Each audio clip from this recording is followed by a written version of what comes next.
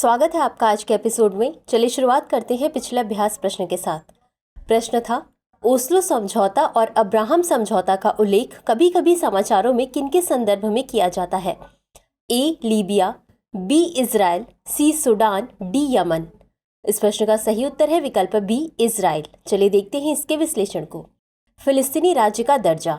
Oslo समझौता Israel और फिलिस्तीन लिबरेशन ऑर्गेनाइजेशन यानी PLO के बीच समझौतों का एक समूह है। इसने पारस्परिक रूप से संवाद के माध्यम से दो देशों इजराइल फिलिस्तीनी संघर्ष के समाधान हेतु एक शांति प्रक्रिया स्थापित की है। अब्राहम समझौता इजराइल और कई अरब देशों जिसमें संयुक्त अरब अमीरात, बहरीन, सूडान एवं मोरक्को शामिल है के बीच संबंधों को सामान्य बनाने के उद्देश्य से द्विपक्षीय समझौतों की एक श्रृंखला का प्रतिनिधित्व करता है, अतः विकल्प बी सही है।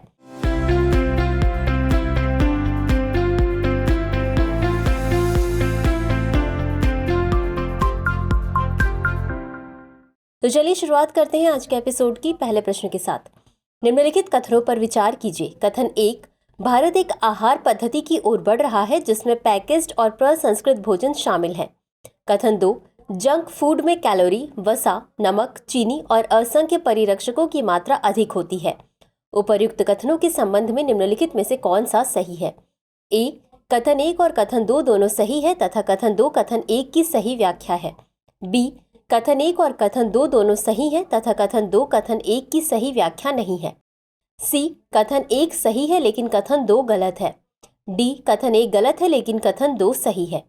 इस प्रश्न का सही उत्तर है विकल्प बी। चलिए देखते हैं इसके विश्लेषण को। पोषण संक्रमण। भारत में पारंपरिक आहार से हटकर पश्चिमी शैली के आहार की ओर एक महत्वपूर्ण परिवर्तन आया है जो प्रसंस्कृत होते हैं और कैलोरी में उच्च होते हैं। यह परिवर्तन तेजी से आर्थिक प्रगति और शहरीकरण के साथ साथ पैकेज्ड एवं प्रसंस्कृत खाद्य पदार्थों जिसे लोकप्रिय रूप से जंक फूड कहा जाता है की खपत में वृद्धि के साथ मेल खाता है, अतः कथन 1 सही है। जंक फूड में पोषण की दृष्टि से विटामिन, खनिज, फाइबर कम होते हैं लेकिन कैलोरी, वसा, नमक, चीनी और असंख्य परिरक्षकों की मात्रा अधिक होती है, अतः कथन 2 सही है। अतः विकल्प बी सही है क्योंकि कथन 1 और कथन 2 दोनों सही हैं लेकिन कथन 2 कथन 1 की सही व्याख्या नहीं है। अगला प्रश्न है, निम्नलिखित कथनों पर विचार कीजिए। 1, भारतीय बीमा नियामक और विकास प्राधिकरण यानी IRDAI ने स्वास्थ्य बीमा पॉलिसी खरीदने वाले व्यक्तियों के लिए 60 वर्ष की आयु सीमा हटा दी है। 2, IRDAI एक वैधानिक निकाय और बीमा उत्पादों का शीर्ष नियामक है। 3, इंडिया एजिंग रिपोर्ट 2023 का अनुमान है कि भारत में 60 वर्ष से ऊपर के लोगों की आबादी वर्ष 2050 तक बढ़कर 30% हो जाएगी। उपर्युक्त में से कितने कथन सही है? यह सही है। ए केवल 1, बी केवल 2, सी सभी 3, डी इनमें से कोई भी नहीं। इस प्रश्न का सही उत्तर है विकल्प बी केवल 2। चलिए देखते हैं इसके विश्लेषण को। स्वास्थ्य बीमा कवरेज। भारतीय बीमा नियामक और विकास प्राधिकरण यानी IRDAI ने बाजार को व्यापक बनाने और स्वास्थ्य देखभाल खर्चों के विरुद्ध पर्याप्त सुरक्षा को बढ़ावा देने के लिए स्वास्थ्य बीमा पॉलिसी खरीदने वाले व्यक्तियों के लिए 65 वर्ष की आयु सीमा हटा दी है, अतः कथन 1 सही नहीं है। भारतीय बीमा नियामक और विकास प्राधिकरण यानी IRDAI संसद के एक अधिनियम यानी बीमा नियामक एवं विकास प्राधिकरण अधिनियम 1999 के तहत गठित एक वैधानिक निकाय है। साथ ही यह बीमा उत्पादों के शीर्ष नियामक के रूप में कार्य करता है, अतः कथन 2 सही है। इंडिया एजिंग रिपोर्ट 2023 का अनुमान है कि भारत में 60 वर्ष से ऊपर के वरिष्ठ नागरिकों का समूह वर्ष 2050 तक जनसंख्या के लगभग 10% से बढ़कर 30% हो जाएगा, अतः कथन 3 सही है। अगला प्रश्न है, निम्नलिखित में से कौन सा आय असमानता या धन असमानता का चित्रमय प्रतिनिधित्व है? ए लॉरेंज वक्र, बी कुज़नेट्स वक्र, सी लाफर वक्र या डी फिलिप्स वक्र। इस प्रश्न का सही उत्तर है विकल्प ए लॉरेंज वक्र। चलिए देखते हैं इसके विश्लेषण को। आय असमानता। 1905 में अमेरिकी अर्थशास्त्री मैक्स लॉरेंज द्वारा विकसित लॉरेंज वक्र आय असमानता या धन असमानता का एक चित्रमय प्रतिनिधित्व है। ग्राफ आय या धन के अनुसार क्षैतिज अक्ष पर जनसंख्या के प्रतिशत को प्रदर्शित करता है और ऊर्ध्वाधर अक्ष पर संचयी आय या धन को। लॉरेंज वक्र गिनी गुणांक की गणना में एक केंद्रीय भाग है जो असमानता के स्तर का गणितीय प्रतिनिधित्व है, अतः विकल्प ए सही है।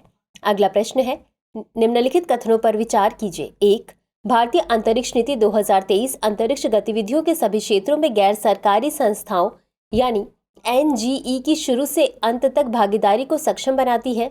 2. केंद्र ने अंतरिक्ष क्षेत्र में घटकों एवं प्रणालियों के निर्माण हेतु स्वचालित मार्ग के अंतर्गत 100% FDI की अनुमति दी है। उपर्युक्त में से कौन सा या कौन से कथन सही है या सही है?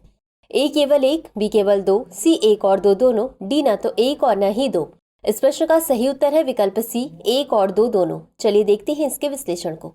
भारतीय अंतरिक्ष नीति 2023।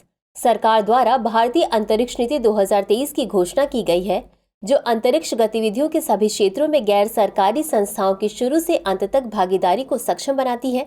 अतः कथन 1 सही है।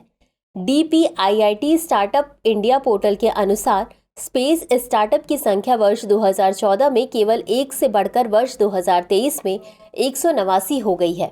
केंद्र द्वारा अंतरिक्ष क्षेत्र में स्वचालित मार्ग के अंतर्गत उपग्रह निर्माण हेतु 74%, प्रक्षेपण वाहनों के लिए 49% तथा अन्य घटकों एवं प्रणालियों के निर्माण हेतु 100% तक FDI की अनुमति प्रदान की है। अतः कथन 2 सही है। अगला प्रश्न है, फिंटरनेट के संबंध में निम्नलिखित कथनों पर विचार कीजिए। 1. इसकी स्थापना का प्रस्ताव विश्व आर्थिक मंच द्वारा दिया गया है। 2. फिंटरनेट वित्तीय परिसंपत्तियों के टोकनाइजेशन का प्रस्ताव करता है, जिससे उन्हें एकीकृत बही खाते पर निर्बाध रूप से लेन देन करने की अनुमति मिलती है। 3. एकीकृत बही खाता एक साझा क्रियान्वयन प्रणाली है, जिस पर विभिन्न वित्तीय परिसंपत्ति बाजारों को प्रबंधित और विनिमय किया जा सकता है। उपर्युक्त में से कौन सा या कौन से कथन सही है या सही है? A केवल 1 और 2, B केवल 2, C केवल 2 और 3, D 1, 2 और 3। इस प्रश्न का सही उत्तर है विकल्प C केवल 2 और 3। चलिए देखते हैं इसके विश्लेषण को। फिंटरनेट बैंक फॉर इंटरनेशनल सेटलमेंट्स ने एक पेपर प्रकाशित किया, जिसमें फिंटरनेट की स्थापना का प्रस्ताव रखा गया। अतः कथन 1 सही नहीं है। पारंपरिक समाज शोधन प्रणालियों और संदेश श्रृंखलाओं पर भरोसा करने के बजाय यह वित्तीय परिसंपत्तियों के टोकनाइजेशन का प्रस्ताव करता है। इससे उन्हें एकीकृत डिजिटल बही खाता पर निर्बाध रूप से लेन देन करने की अनुमति मिलती है। अतः कथन 2 सही है। यह एक एकीकृत बही खाता है जो साझा क्रियान्वयन प्रणाली है। यह वाणिज्यिक बैंक में जमा, कॉर्पोरेट शेयर, सरकारी बॉन्ड और अचल संपत्ति सहित विभिन्न प्रकार के वित्तीय परिसंपत्ति बाजारों के प्रबंधन एवं विनिमय की अनुमति देता है। अतः कथन 3 सही है। अगला प्रश्न है, ग्रेट एक्सेलरेशन शब्द निम्नलिखित में से किससे संबंधित है? A. प्लीस्टोसिन युग, B. ओलिगोसिन युग, C. एंथ्रोपोसिन युग या D.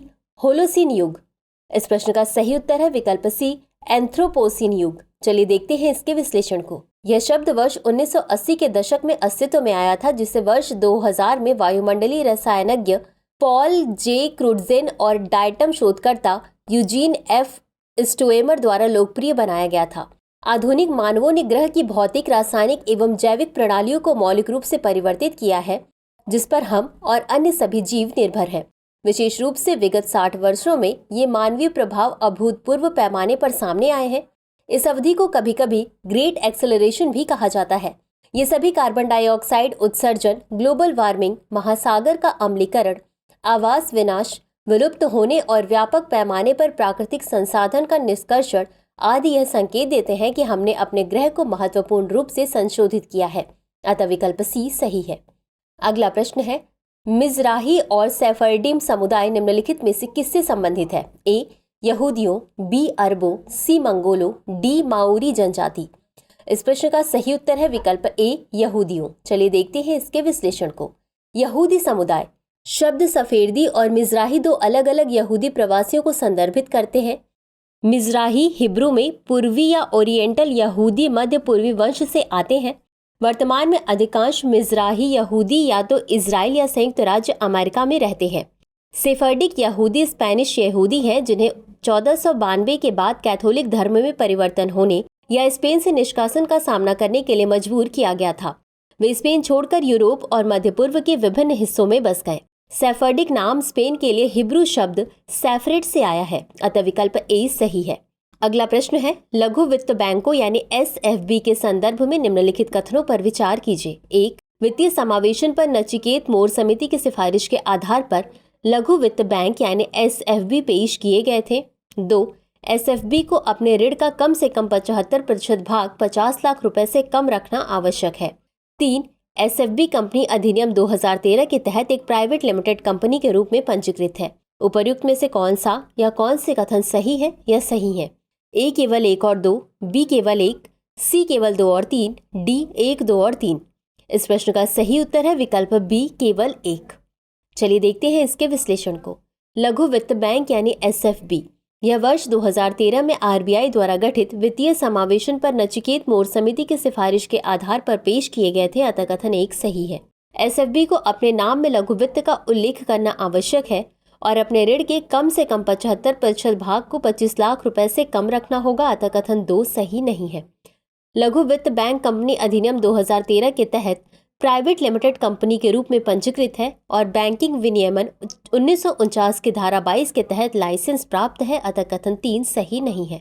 अगला प्रश्न है, ह्यूमन राइट्स एट सी यानी HRAC निकाय के संबंध में निम्नलिखित कथनों पर विचार कीजिए। 1. यह एक संयुक्त राष्ट्र नामित निकाय है जिसका उद्देश्य समुद्र में मानव अधिकारों के दुरुपयोग को समाप्त करना है। 2.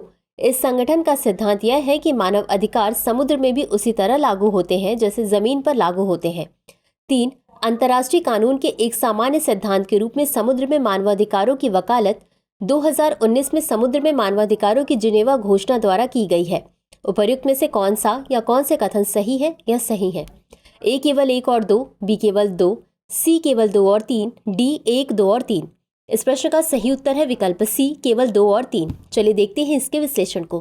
ह्यूमन राइट्स एट सी यानी HRAC यह एक UK पंजीकृत धर्मार्थ गैर सरकारी संगठन है। इसका उद्देश्य 2014 से समुद्र में मानवाधिकारों के दुरुपयोग को समाप्त करने की दृष्टि से पूरे समुद्री वातावरण में मानवाधिकारों के बारे में जागरूकता, कार्यान्वयन और जवाबदेही बढ़ाना है, अतः कथन 1 सही नहीं है। इस संगठन का सिद्धांत यह है कि मानव अधिकार समुद्र में भी उसी तरह लागू होते हैं जैसे जमीन पर। संक्षेप में, किसी को भी मानवाधिकार शून्य में नहीं रहना चाहिए, अतः कथन 2 सही है। ह्यूमन राइट्स एट सी ने समुद्र में मानवाधिकारों को अंतर्राष्ट्रीय कानून के एक सामान्य सिद्धांत के रूप में मान्यता देने के पहले अंतर्राष्ट्रीय प्रयास का नेतृत्व किया है, जैसा कि समुद्र में मानवाधिकारों की 2019 जिनेवा घोषणा द्वारा दर्शाया गया है, अतः कथन 3 सही है। तो चलिए अंत में देखते हैं आज के अभ्यास प्रश्न को। रवांडा की सुरक्षा, शरण और आप्रवासन विधेयक 2024 के संबंध में निम्नलिखित कथनों पर विचार कीजिए। 1. हाल ही में यूरोपीय संसद ने रवांडा की सुरक्षा, शरण और आप्रवासन विधेयक 2024 पारित किया। 2. विधेयक के अनुसार शरण चाहने वाले व्यक्ति को निर्वासित करने के उद्देश्य से रवांडा तीसरा सुरक्षित देश है। 3. रवांडा भूमध्य रेखा पर स्थित एक स्थलरुद्ध देश है। उपर्युक्त में से कौन सा या कौन से कथन सही है या सही है? A केवल 1, B केवल 2, C सभी 3, D इनमें से कोई भी नहीं। इस प्रश्न का उत्तर कमेंट बॉक्स में जरूर दें। आज के लिए बस इतना ही। धन्यवाद। डियर व्यूअर्स, अपने एग्जाम की तैयारी को और बेहतर करने के लिए हमारे चैनल को लाइक, शेयर और सब्सक्राइब करना न भूलें।